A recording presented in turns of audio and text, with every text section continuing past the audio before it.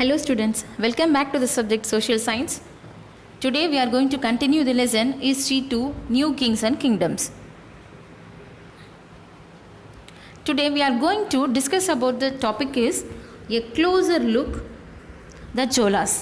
அதாவது சோழ பேரரசர்கள் கேள்விப்பட்டிருப்பீங்க இல்லையா? பாண்டியர், சேரர், சோழர், அந்த சோழர்கள் பற்றி தான் இன்றைக்கி நம்மளோட லெசன்ஸில் வந்து பார்க்க போகிறோம்.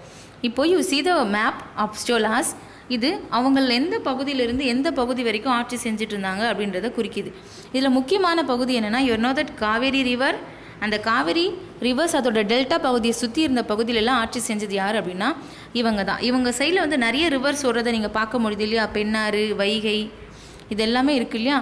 இந்த எல்லா ரிவர் பேசின் சார்ந்த பகுதிகளையுமே இந்த சோழர்கள் தான் ஆட்சி செஞ்சாங்க.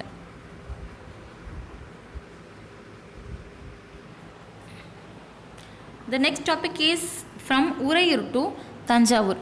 அதாவது இந்த சோழர்கள் வந்து உறையூர் அப்படின்ற பகுதிகளில் தான் வந்து வாழ்ந்துட்டு இருந்தாங்க. A minor chiefly family known as Mutharaiyar held power in the Kaveri delta. இந்த காவேரி டெல்டா பகுதிகளில் முதல்ல ஆட்சியில் இல்லை அவங்களோட ஆளுமை இருந்தது யார் அப்படின்னா முத்தரையர் அப்படின்னு சொல்லக்கூடியவங்க தான் வந்து அந்த பகுதியை வந்து வசப்படுத்தி வச்சுருந்தாங்க. They were subordinate to the Pallava kings of Kanchipuram. இவங்க வந்து இந்த முத்தரையர் வந்து பல்லவர்கள் இருக்காங்க இல்லையா, அந்த அரசர்கள், சேர சோழ பாண்டியர்கள் பார்த்தோம் இல்லையா, சோழர்கள் பற்றி பார்க்குறோம். இந்த முத்தரையர் வந்து இந்த பாண்டியர்கள், இந்த பல்லவர்களோட ஒரு குரூப்பாக சேர்ந்தவங்களாக இருந்தாங்க. Vijayalaya who belonged to the ancient chiefly family of the Cholas from Uraiyur. இந்த பகுதியில் தான் உறையூர்ன்ற பகுதியில் சோழர்கள் வந்து அங்கிருந்து என்ன பண்ணாங்கன்னா வந்தாங்க. captured the delta from the Mutharaiyar in the middle of 9th century. இவங்க இந்த முத்தரையர்கிட்ட கைவசமாக இருந்த இந்த காவிரி டெல்டா பகுதியில் எல்லாத்தையுமே என்ன பண்ணாங்க அப்படின்னா கைப்பற்றினாங்க. எப்போனா 9th centuryயில், அதாவது 9ஆம் நூற்றாண்டில். He built the town of Thanjavur and a temple for goddess நிஷம்பசுதினி there. அதாவது அவங்க போய் கைப்பற்றிட்டு அந்த பகுதியில் வந்து தஞ்சாவூர் அப்படின்றதான ஒரு பெரிய வந்து ஒரு டெம்பிள் டவுனை என்ன பண்ணாங்க அப்படின்னா எழுப்புனாங்க. ஒரு பெரிய டவுனை எழுப்பிட்டு அதில் என்ன பண்ணுறாங்கன்னா ஒரு பெரிய டெம்பிளையும் என்ன பண்ணுறாங்க கட்டுறாங்க. யாருக்காக அப்படின்னா இந்த காடஸ் அப்படின்னு சொல்லப்படுறது. நம்ம காடஸ்ன்னு சொல்லுவோம். இல்லை காடஸ்ன்றது வந்து பெண் கடவுளை வந்து குறிக்குது. இப்போது யாருக்காகனா நிஷம்பசுதினி அப்படின்ற பெண் கடவுளுக்காக இங்கே வந்து ஒரு கோவில் வந்து கட்டுறாங்க. The successes of Vijayalaya conquered neighboring regions of the kingdom grew in size and power. இப்போது இந்த பகுதியை கைப்பற்றினதுக்கு அப்புறமா இந்த சோழர்கள் என்ன பண்ணுறாங்க அப்படின்னா அவங்களோட ஆட்சியில் இருக்கக்கூடிய பகுதிகள் எல்லாத்தையுமே என்ன வந்து இன்க்ரீஸ் பண்ணுறாங்க. அதாவது பக்கத்தில் இருக்கக்கூடிய பகுதிகளையும் சேர்த்து என்ன பண்ணுறாங்கன்னா கைப்பற்றுறாங்க. இப்போ காவிரி டெல்டா பகுதியை கைப்பற்றிட்டாங்க, அதுக்கும் பக்கத்தில் இருக்கக்கூடிய பகுதிகளையும் என்ன பண்ணுறாங்க அப்படின்னா கைப்பற்றி அவங்களோட பவரை வந்து அங்கேயும் காமிக்கணும் அப்படின்னு நினைக்கிறாங்க. The Pandian and the Pallava territories to the south and north were made part of this kingdom. இந்த கிங்டம்ஸில் வந்து பாண்டியர்களோட பல்லவர்களோட சில பகுதிகளுமே காணப்படுது. ராஜராஜா 1 தமிழில் நீங்கள் முதலாம் ராஜராஜன் அப்படின்னு படிச்சிருப்பீங்க. முதலாம் ராஜராஜ சோழன் அப்படின்னு சொல்லப்படுது. Consider the most powerful Chola ruler. இவர் தான் வந்து சோழர்களில் ரொம்பவே பவர்ஃபுல்லான ஒரு ரூலராக இருந்தார். became king in 985 and expanded control over the most of this area. 985 ஆண்டு அந்த காலகட்டத்தில் வந்து இவர் வந்து ஆட்சி செஞ்சார். அங்கே இருந்த எல்லா பகுதியிலுமே திறம்பட ஆட்சி செஞ்சார். He also reorganized the administration of the empire. Rajaraja's son Rajendra I continued his policies and even raided the Ganga Valley, Sri Lanka and countries of the South East Asia, developing a navy for this expedition. அடுத்து இந்த முதலாம் ராஜராஜா இருக்கு இல்லையா, ராஜராஜா 1, இவரோட பையன் யார் அப்படின்னா ராஜேந்திரா 1, அதாவது முதலாம் ராஜேந்திரன். இவர் என்ன பண்ணுறாருனா அவங்களோட அப்பாவோட வழியில் அவர் என்னெல்லாம் சட்டங்கள் அந்த பகுதியில் கொண்டு வந்தாரோ அது எல்லாத்தையுமே வந்து இவரும் ஃபாலோ பண்ணுறாரு. இவருமே ரொம்ப சக்ஸஸான ரூலராக இருக்கிறார். இப்போ இவர் என்ன பண்ணுறாருனா கங்கா வேலி இருக்கு இல்லையா, கங்கா ரிவர், அது சம்மந்தப்பட்ட பகுதியில் எல்லாமே என்ன பண்ணுறாரு கைப்பற்றத்துக்காக, அந்த பகுதியிலையும் கைப்பற்றத்துக்காக அங்கே வந்து போராடுறாரு. அப்புறம் இந்த சவுத் ஈஸ்ட் சைடில் வந்து ஸ்ரீலங்கா இருக்கு இல்லையா, இலங்கை பகுதிகள், அந்த பகுதியிலையும் கைப்பற்றத்துக்காக வந்து என்ன பண்ணுறாருனா போராடுறார். இப்போது இவர் வந்து ஒரு நேவி வந்து ஃபார்ம் பண்ணுறார். நேவி அப்படின்னா ஒரு கடற்படை, ஒரு துறைமுகம் சார்ந்தது. ஏன்னா இப்போ ஸ்ரீலங்கா பக்கத்தில் கீழே நமக்கு என்ன இருக்குது, இந்திய பெருங்கடல்லாம் இருக்கு இல்லையா, அந்த இடத்துலையுமே சிலதை கைப்பற்றி அந்த இடத்துல வந்து அவர் வந்து என்ன பண்ணுறாருன்னா ஸ்ட்ராங்காக ரூல் பண்ணுறாரு. அவர் next topic is splendid temples and bronze sculptures. அதாவது ரொம்ப பிரம்மாண்டமான கோவில்களுமே அதில் இருக்கக்கூடிய சிலைகள், அதை பற்றி தான் நம்ம வந்து இப்போ பார்க்க போகிறோம். The big temples of Thanjavur and Gangaikonda Cholapuram built by Rajaraja and Rajendra. இப்போது இந்த தஞ்சாவூர் இருக்கு இல்லையா, அதில் வந்து ஒரு ஸ்பெஷலான நேம் என்ன அப்படின்னா கங்கை கொண்ட சோழபுரம் அப்படின்னு சொல்லுவாங்க. அந்த இடத்து தான் என்ன பண்ணுறாங்கன்னா ராஜராஜாவும் ராஜேந்திராவும் என்ன பண்ணுறாங்கன்னா அதை உருவாக்குறாங்க. இந்த இடம் எதுக்கு ரொம்ப ஃபேமஸ் அப்படின்னா ஆர்கிடெக்சரல் அண்ட் ஸ்கல்ப்சருக்கு ரொம்பவே வந்து புகழ்பெற்ற இடம். ஆர்கிடெக்சரல் அப்படின்னா கட்டிடக்கலைகள். அந்த காலத்தில் இருக்க கோவில்கள் எல்லாம் நீங்கள் போய் பார்த்தீங்கன்னா அதில் வந்து அதோட தூண்கள், அதோட சுவர்கள்லாம் வந்து என்ன பண்ணியிருப்பாங்கன்னா நிறைய செதுக்கி நிறைய சிற்பங்கள்லாம் செஞ்சு வச்சுருப்பாங்க. ஆனால் இப்போ நீங்கள் பார்க்குற இப்போ ரீசெண்டாக வந்து பில்ட் பண்ணுற எந்த டெம்பிள்ஸில் பார்த்தாலும் அதில் வந்து டிசைன் பண்ணியிருக்க மாதிரியான ட்ராயிங்ஸையும் பெயிண்டிங்ஸையும் தான் நம்மளால் பார்க்க முடியுது. ஆனால் அந்த காலகட்டத்தில் என்ன பண்ணியிருக்காங்க அப்படின்னா எவ்வளவு உயரமாக இருந்தாலும், எவ்வளோ பெருசாக இருந்தாலும், எவ்வளோ சின்ன பாறையாக இருந்தாலுமே கூட அதில் என்ன பண்ணுவாங்கன்னா நிறைய விதமான அந்த சிற்பங்கள் எல்லாத்தையும், அதோட கலை வடிவங்கள் எல்லாத்தையுமே என்ன பண்ணுவாங்கன்னா செதுக்கி டிசைன் பண்ணுவாங்க. அதுக்கு இந்த கோவில் ரொம்பவே வந்து ஃபேமஸான கோவிலாக இருக்குது. அப்புறம் அங்கே இருக்கக்கூடிய சிலைகள் இருக்குது இல்லையா, அதெல்லாம் ரொம்ப சரியான அச்சில் ரொம்ப நளினமாக ரொம்ப அழகாக வந்து செஞ்சுருக்காங்க. Chola temples often became the nucleus of settlements which grew around them. இந்த சோழாவோட டெம்பிள்ஸ் இருக்கு இல்லையா, இது என்ன ஒரு முக்கியத்துவம் வாய்ந்ததாக இருந்துச்சுன்னா கலைநயத்துக்கு மட்டும் இல்லாமல் அந்த கோவில்களை சுற்றி என்ன ஆரம்பிச்சிட்டாங்கன்னா மக்கள் நிறைய பேர் வசிக்க ஆரம்பிச்சிட்டாங்க. அப்போது வந்து இது ஒரு முக்கியமான இடமா மாறிடுச்சு. These were centres of craft production. இப்போது இது வந்து கிராஃப்ட்னு சொல்கிறாங்க இல்லையா, கைவினை பொருட்கள், அது செய்யக்கூடிய ஒரு இடமாகவும் இந்த இடம் மாறிடுச்சு. ஏன் இந்த கோவில் இப்போ நிறைய பேர் வந்து வெளி ஊர்லேருந்து வெளிநாடுகள்லேருந்துலாம் வந்து என்ன பண்ணுவாங்க இந்த கோவிலை பார்க்க வருவாங்க. அவங்க இந்த கலைநய பொருட்கள் எல்லாம் வாங்குவாங்க இல்லையா, அப்போது ஒரு கிராஃப்ட் ப்ரொடக்ஷன் செய்யக்கூடிய இடமாகவும் இது என்ன ஆயிடுச்சுன்னா மாறிடுச்சு. Temples were also endowed with the land by rulers as well as by others. The produce of this land went to maintain all the specialists who worked at the temples and very often lived near it. இப்போது அந்த கோவில் ரொம்ப முக்கியமான இதுவாகிடுச்சு. அந்த கோவிலில் பணிபுரிகிறவங்க, அந்த வேலை செய்கிறவங்களுமே அந்த கோவில் சார்ந்த வந்து இடங்கள்லேயே வசிக்க ஆரம்பிச்சிட்டாங்க, வாழ ஆரம்பிச்சிட்டாங்க. இப்போ யாரெல்லாம் அந்த கோவில்களில் இருப்பாங்க அப்படின்னா ப்ரீஸ்ட்ன்றவங்க வந்து இந்த கோவிலெல்லாம் வந்து சொற்பொழிவாற்றவங்க, பேசுகிறவங்கலாம் இருப்பாங்க இல்லையா, அவங்களுக்கு பேர் தான் ப்ரீஸ்ட்டு. அடுத்து கார்லண்ட் மேக்கர்ஸ், அந்த இடத்த பராமரிக்கிறவங்க. குக்ஸ், அங்கே வந்து பக்தர்களுக்கு தேவையான உணவுகள்லாம் கொடுக்குறவங்க. Speakers, musicians, dancers and etcetera. அதாவது அந்த இடத்துல வந்து நிறைய இசைக்கருவிகள் வாசிக்கிறவங்க. அப்புறம் வந்து அங்கே இருக்கக்கூடிய கலைநய பொருட்கள், சிலைகள் எல்லாம் செய்கிறவங்க. அங்கே வந்து நிறைய நடன மங்கைகள், இவங்க எல்லாருமே என்ன பண்ணாங்கன்னா அதில் இருந்தாங்க. Temples were not only places of worship, they were the hub of economic, social and cultural life as well. இந்த கோவில்ன்றது வந்து ஒரு வர்ஷிப் பண்ணுறதுக்கான இடமா மட்டுமே இல்லை, அதாவது எல்லாரும் போய் அங்கே இருக்கிற சிலைகளை வணங்குறாங்க இல்லையா, அதுக்கான இடமுமா மட்டும் இல்லாமல் அது வந்து ஒரு கல்ச்சுரல் இடமா மாறிடுச்சு. அதாவது நம்மளோட பண்பாட்டை வளர்க்கக்கூடிய ஒரு இடமாகவும் இல்லைனா ஒரு பொருளாதாரத்தை வளர்க்கக்கூடிய இடமாகவும் ஒரு முக்கியமான பிளேசஸாக என்ன ஆயிடுச்சு அப்படின்னா வளர்ந்துடுச்சு. Among the craft associated with temples, the making of bronze images was the most distinctive. Chola bronze images are considered among the finest in the world. While most images were of deities, sometimes images were made up of devotees as well. இப்போது இந்த கிராஃப்ட்னு சொல்கிறாங்க இல்லையா, அது ரொம்ப முக்கியத்துவம் வாய்ந்ததாக இருந்துச்சுன்னு.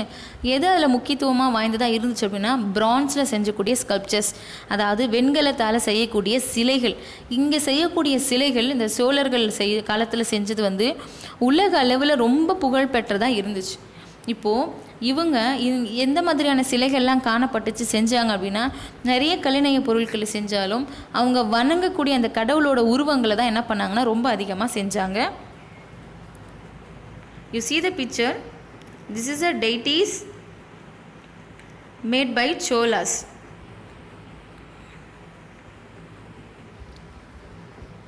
You see the picture, this is a picture of Gangai Konda Cholapuram.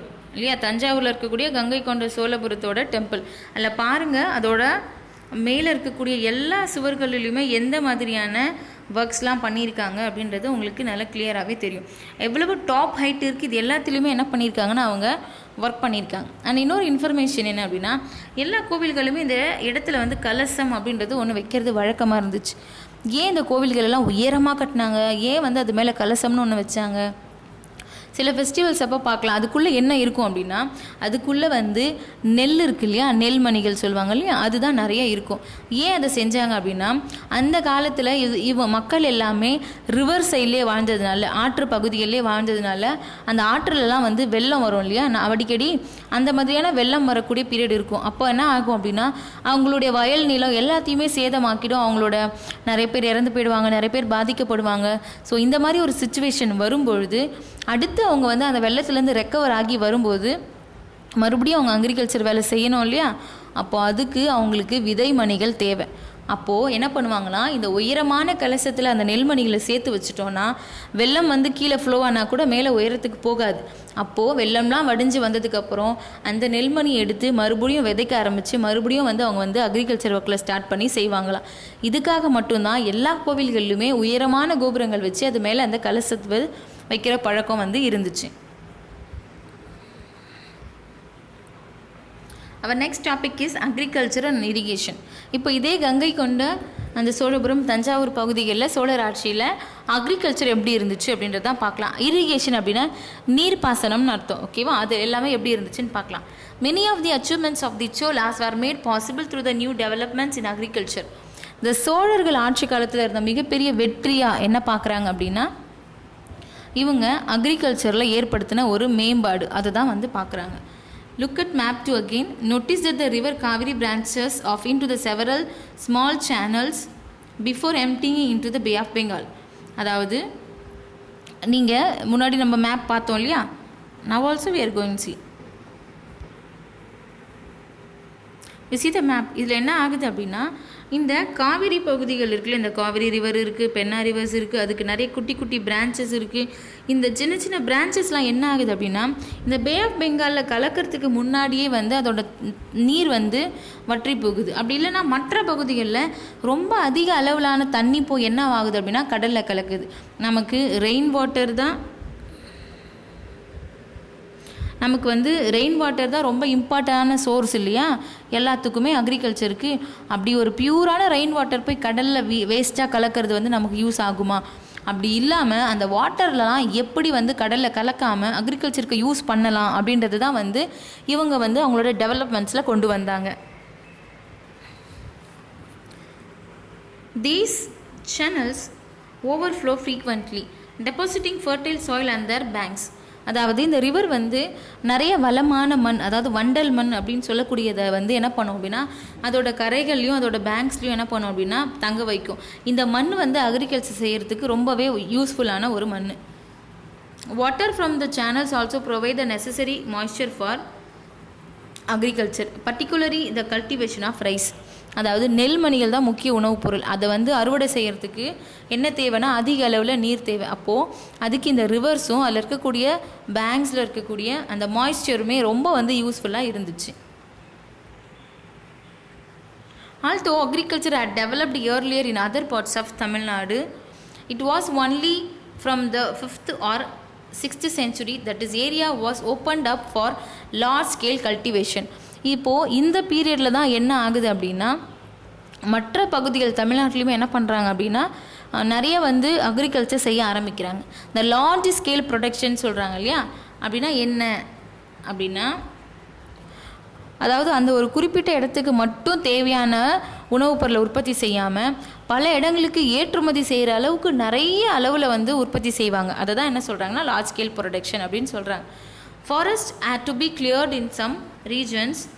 Land had to be rebuilt in other areas. In the delta region, embankments had to be built to prevent.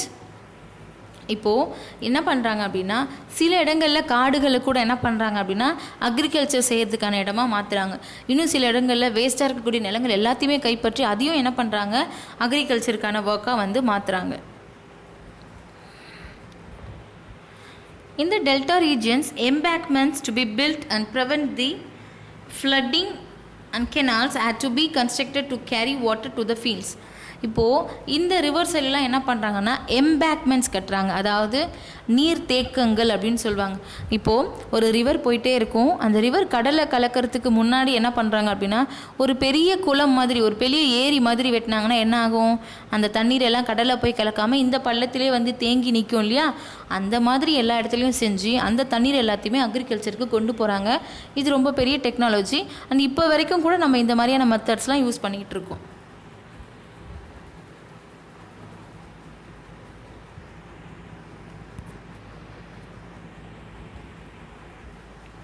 In many cases,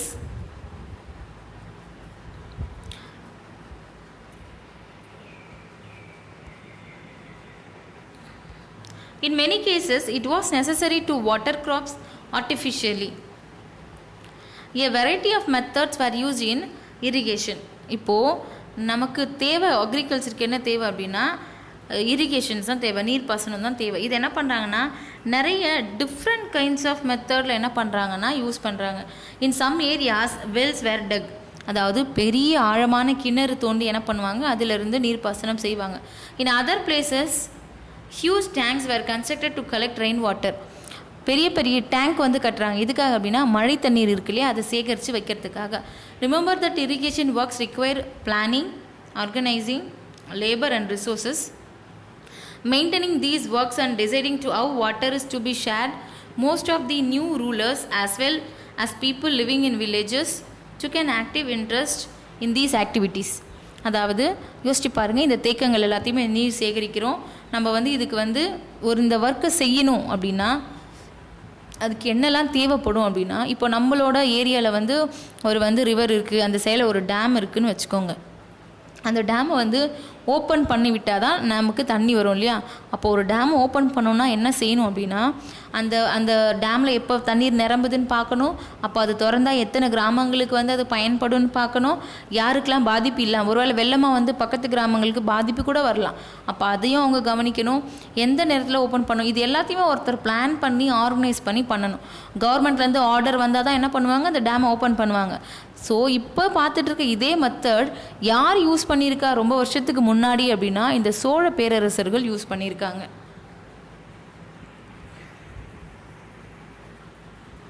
The administration of the empire. How was the administration organized? Settlements of peasants known as ஊர். இப்போது பெசன்ட்ஸ் அப்படின்றவங்க யார் அப்படின்னா இந்த கீழே வந்து இந்த விவசாய கூலிகள் சொல்லுவாங்களா, அந்த மாதிரி அடித்தட்டு வேலை செய்யக்கூடிய மக்கள். இவங்க வாழ்ந்த பகுதி என்னன்னு சொல்கிறாங்க, ஊர் அப்படின்னு சொல்கிறாங்க. அதாவது இப்போ நம்மளோட ஊருக்கு போகிறோம், இது எங்கள் ஊர் அப்படிலாம் பேசுகிறோம் இல்லையா. அப்போ அந்த வில்லேஜை ஒரு சின்ன இடத்த என்னன்னு சொல்கிறாங்கன்னா ஊர் அப்படின்னு சொல்கிறாங்க. Become prosperous with the spread of irrigation agriculture.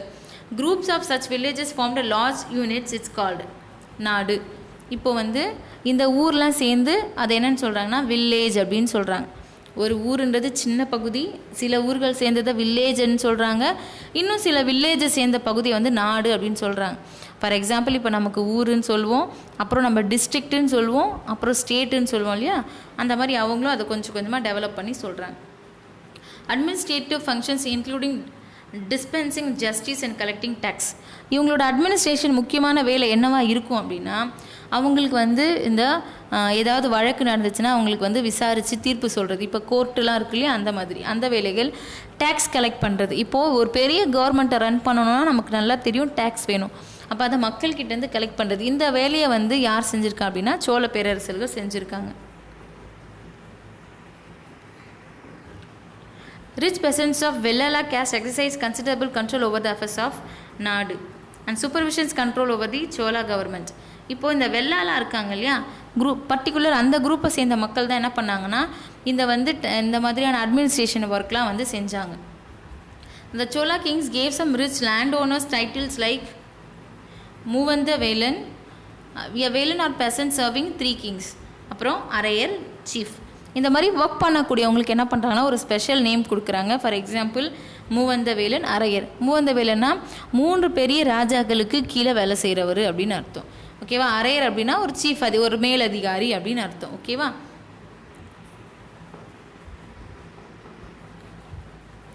our next topic is types of land.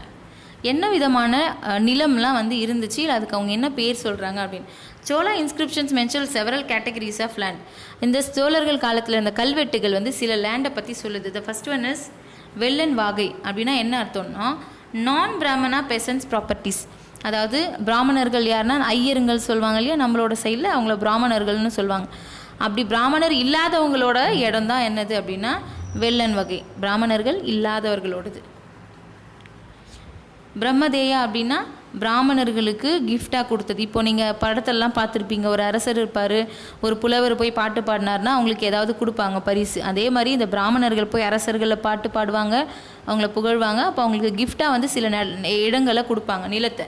அதுதான் வந்து கிஃப்டட் டு பிராமணாஸ். அடுத்து ஷாலாபோகா. இது வந்து ஸ்கூலுக்காக, அந்த பாடசாலைகள்னு சொல்லுவாங்க, அந்த மாதிரியான இடங்களுக்காக பயன்படுத்துகிற நிலம். அடுத்தது வந்து தேவதானா அண்ட் திருநமட்டுக்கண்ணி. அது என்ன சொல்கிறாங்கன்னா டெம்பிள்ஸ்க்காக கொடுக்கக்கூடிய இடம், கோவிலுக்காக கொடுக்கக்கூடிய இடம். அடுத்து பள்ளிச்சநண்டம். இது என்ன சொல்கிறாங்க, இது வந்து ஜெயினா இன்ஸ்டிடியூஷனுக்காக கொடுக்குது. ஜெயினான்றது ஒரு ரிலீஜன், ஜெயினிசம் சொல்லுவாங்க இல்லையா, அவங்களுக்குன்னு சில இன்ஸ்டிடியூஷன் படிக்கிறதுக்கான இடம் இருந்துச்சு. அதை வந்து இந்த இடத்த பேர் சொல்லி குறிப்பிட்றாங்க. The next one is inscriptions from Uttaramerur in Chengalpattu district, Tamil Nadu. இப்போது தமிழ்நாட்டு பகுதியில் இருக்கக்கூடிய சில கல்வெட்டுக்கள் எங்கே இருக்குது அப்படின்னா உத்திரமேரூரில். இந்த கல்வெட்டுகள் வந்து இந்த சோழர்கள் வாழ்ந்த காலகட்டத்தோட பல டீட்டெயில்ஸ் பற்றி கொடுக்குறாங்க. அதில் முக்கியமானது என்னது அப்படின்னா சபா. இப்போது இந்த சோழ அரசர்கள் இயங்கணும்னா அதுக்கு வந்து ஒரு சபா மாதிரி வச்சுருந்தாங்க, ஒரு சங்கம் சொல்லுவாங்க இல்லையா, அந்த மாதிரி. அப்போ வந்து அரசவை கூட்டம் கூடும் இல்லையா, அந்த மாதிரியான ஒரு அமைப்பு. எதுக்காக அப்படின்னா இது எப்படிலாம் வந்து இந்த கவர்மெண்ட்டை ரன் பண்ணலாம், இவங்க வந்து எந்த மாதிரியான அட்மினிஸ்ட்ரேஷனில் சிஸ்டம் கொண்டு வரலாம் அப்படின்னு டிஸ்கஸ் பண்ணுறதுக்காக என்ன பண்ணுறாங்க அப்படின்னா சபா அப்படின்றதான ஒரு அமைப்பை ஏற்படுத்தியிருக்காங்க. இது இருந்ததுக்கான கல்வெட்டு இன்ஸ்கிரிப்ஷன்ஸ் எங்கே இருக்குது அப்படின்னா உத்திரமேரூர் பகுதிகளில் இருக்குது.